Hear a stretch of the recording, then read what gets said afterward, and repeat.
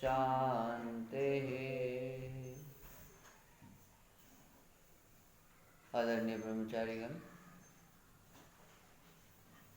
अभी हम श्रेष्ठ विद्या विषय ऋग्वेदादि भाष्य भूमिका से स्वाध्याय कर रहे हैं और हमारा मंत्र चल रहा है यजुर्वेद के 31वें अध्याय, जिसको पुरुष सूक्त भी कहते हैं। तो पुरुष सूक्त का ये 11वां मंत्र है और इस मंत्र में कहा गया कि ब्राह्मणोस्य मुखमासीत् बाहुराजन्यः कृतः ऊरु तदस्य यद वैश्यः पद्भ्याम शूद्रो अजायत। इसमें विशेष रूप से ये कहा गया है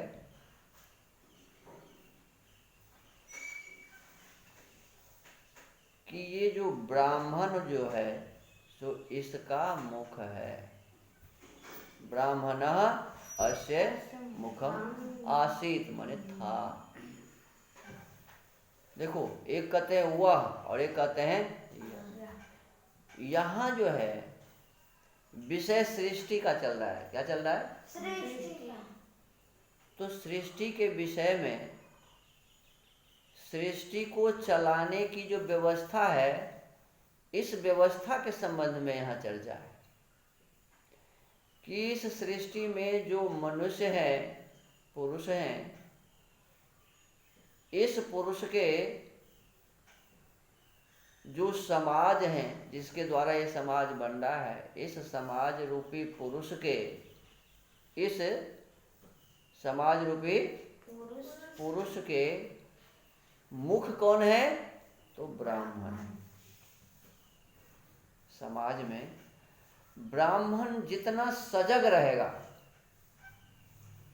ब्राह्मण जितना सजग रहेगा, जितना समझदार रहेगा, जितना विद्वान रहेगा, ब्राह्मण जिस हिसाब से चलेंगे उसी हिसाब से ये समाज आगे बढ़े। जैसे परिवार के मुखिया होते हैं, तो मुखिया जैसे चलते हैं परिवार वैसे चलता है और लोग वैसे चलते हैं। जैसे देखो अभी हमारा देश है, अब जैसे जैसे प्रधानमंत्री कह रहे हैं वैसे वैसे लोग चल रहा है।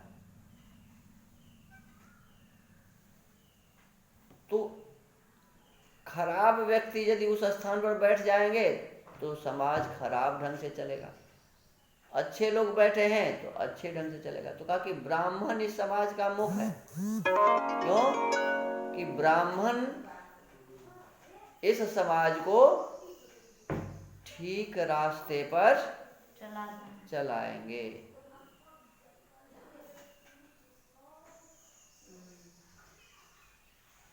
इसीलिए ब्राह्मण के जो कर्तव्य हैं, उस कर्तव्य में, ब्राह्मणों के कर्तव्य में जो सबसे बड़ा कर्तव्य है वो है ब्रह्मयज्ञ। क्या है? ब्रह्मयज्ञ। वैसे 5 महायज्ञ है ना, ब्रह्म महायज्ञ, देव महायज्ञ, पितृ महायज्ञ, बलि वैश्व देव महायज्ञ और अतिथि महायज्ञ। ये 5 महायज्ञ हैं। ये पांचों सबको करने योग्य है, लेकिन उन पांचों में जो सबसे श्रेष्ठ है वो क्या है? ब्रह्मयज्ञ। और जो ब्राह्मण होते थे वो इसको बहुत ही समझदारी से और बहुत ढंग से करते थे। अब इसमें क्या कहा जाता है? तो इसमें आचमन करते हैं, अंग स्पर्श करते हैं, वाक वाक, प्राण प्राण, चक्षु चक्षु, श्रोत्रम श्रोत्रम, नाभि हृदयम, कंठ शिरः, बाहुभ्याम यशोबलम, करतल कर पृष्ठे। माने ये कह रहे हैं कि प्रभु ऐसी कृपा कीजिए कि हमारी ये वाणी बन जाए, अर्थात मैं इस वाणी से वही शब्द बोलूं जो बोलने योग्य, जो सचमुच में ब्रह्मण्यत्व का पालन करेंगे। उनकी जो वाणी होगी वो कैसी होगी? मीठी वाणी होगी। देखो 4 दोष हैं वाणी के कितने दोष हैं? 4। वाणी के 4 दोष हैं, और उसमें सबसे पहला दोष है मिथ्या भाषण। पहला दोष क्या है जी? मिथ्या भाषण। तो जो ब्राह्मण है वो गंभीरता से विचार करके अपने इस वाणी से कभी भी मिथ्या भाषण नहीं करेंगे, इसीलिए कहते हैं वाक वाक। फिर जो ब्राह्मण है वो ब्राह्मण अपने इस वाणी से असत्य वाणी तो नहीं ही बोलेंगे, इसके साथ कठोर वाणी भी नहीं बोलेंगे। ये कठोर बोलना भी क्या है जी? वाणी के दोष हैं। सत्य बोलेंगे और मृदु बोलेंगे, कठोर नहीं बोलेंगे। और इस वाणी के तीसरा दोष है चुगली करना। उससे उसको झगड़ा लगा दिया, उससे उसको झगड़ा लगा दिया। ये बच्चे आपस में करते रहते हैं कि उसका बात उसको बताया, उसकी बात उसको बताया, एक दूसरे में झगड़ा करवाया। तो ये चुगली करने वाली बात जो है ये भी वाणी के दोष हैं। तो हम कभी भी चुगली लगाने का काम न करें, एक दूसरे से झंझट करवाने का काम न करें। तो चुगली करना, तो जो ब्राह्मण है वो चुगली नहीं करते। फिर इस वाणी के एक और दोष है, और वो दोष है कि अंड बंड बकना। जो नहीं बोलना चाहिए वो, जो ब्राह्मण होते थे पूर्व समय में वही शब्द अपने मुख से निकालते थे, उतना ही बोलते थे जितना बोलना चाहिए, और जो बोलते थे वो हो जाता था। बोलते ही वही थे जो होने वाला होता है, होने योग्य। तो लोग कहते थे कि देखो ये तो सिद्ध आदमी है, जो कहता है वही हो जाता है। ये बिल्कुल ठीक है, लेकिन ब्राह्मणों को ये पता होता था कि मुझे क्या बोलना चाहिए और क्या नहीं बोलना चाहिए, क्या होने वाला है क्या नहीं होने वाला है। तो जो होने वाला है वही बोला जाता था, इसीलिए वो सिद्ध पुरुष होते थे। तो इन 4 प्रकार के जो दोष हैं वाणी के, जो ब्राह्मण होते हैं उनके वाणी में ऐसे दोष नहीं होते। कहते हैं प्राण प्राण।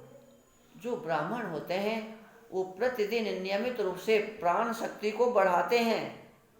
देखो श्वास हम भीतर में खींचते हैं, और ये श्वास जो ऑक्सीजन है भीतर में जाकर हमारे फेफड़ा में जाता है, और फेफड़े में जो रक्त आते हैं हृदय के माध्यम से, तो उस गंदे रक्त को साफ करता है।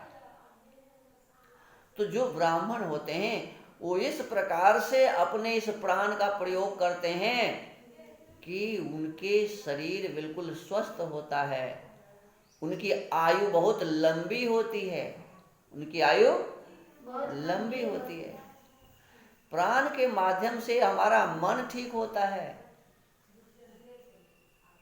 लिखा है ना प्राणायाम के लाभ में, ततः क्षीयते प्रकाशा वर्ण। जितने भी हमारे जीवन के उन्नति में बाधा स्वरूप जो अंधकार पड़ा हुआ है वो सब छट जाते हैं, हट जाते हैं, दूर हो जाते हैं, हमारा शरीर बिल्कुल स्वस्थ हो जाता है। तो इस प्रकार से अपने प्राण को मजबूत बनाते हैं। फिर चक्षु चक्षु कहते हैं हम आंख से वही देखते हैं जो देखने योग्य है, नहीं देखने योग्य को नहीं देखते। जहां तहां देखना ये ब्राह्मणों का कर्तव्य नहीं है। मातृवत परदारेषु। जो ब्राह्मण होते हैं वो कैसे होते हैं जी? अपने आंख से यदि किसी को देखते हैं, किसी महिला को देखते हैं, तो उसमें क्या देखते हैं? ये मेरी मां के समान है, मातृवत, मां के जैसा। पर द्रव्येषु लोष्टवत। दूसरे को धन देखते हैं तो देख के लालच नहीं मन में होता है कि ये मेरा हो जाए। पर द्रव्येषु लोष्टवत्, बस जैसे मिट्टी सब जगह है वैसे ये है, ये दूसरों का है, मेरा तो है नहीं। माँ गृधा, इसमें फंसना नहीं है, इसके लिए लोभ नहीं करना। तो ये ब्राह्मण का कर्तव्य है कि दूसरे के धन पर लालच नहीं करो, दूसरे की उन्नति को देख करके हर्षित हो, दुख मत करो, जलो मत, ये ब्राह्मणों का कर्तव्य। तो हम कहते हैं चक्षु चक्षु, फिर कहते हैं श्रोत्रम श्रोत्रम, भद्रम कर्णेभिः शृणुयाम देवा। जो ब्राह्मण होते हैं अपने कान से कैसे शब्द सुनते हैं? जो भद्र होता है, जो अच्छा होता है, जो उत्तम शब्द होते हैं, श्रेष्ठ शब्द होते हैं, वही शब्द अपने कान से सुनते हैं। तो भद्रम कर्णेभिः शृणुयाम देवा, भद्रम पश्चिम, आंख से अच्छा देखता है, कान से अच्छा सुनता है, गलत शब्दों को नहीं सुनता, बहुत सावधान रहता है। जो ऐसे सावधान है वो है ब्राह्मण। तो इस प्रकार से इसीलिए समाज में जो सबसे मुख्य है वो कौन है जी?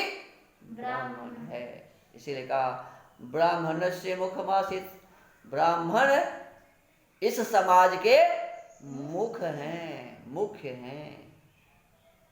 आज के सत्संग को यही विराम देते हैं। आइए शांति पाठ। ओम द्यौः शान्तिरन्तरिक्षं शान्तिः पृथिवी शान्तिरापः शान्तिरोषधयः शान्तिः वनस्पतयः शान्तिर्विश्वे देवा शान्ति ब्रह्म शान्तिः सर्वं शान्ति शान्तिरेव शान्तिः सामा शान्तिरेधि। ओम शान्ति शान्ति शान्तिः। सबको सादर नमस्ते।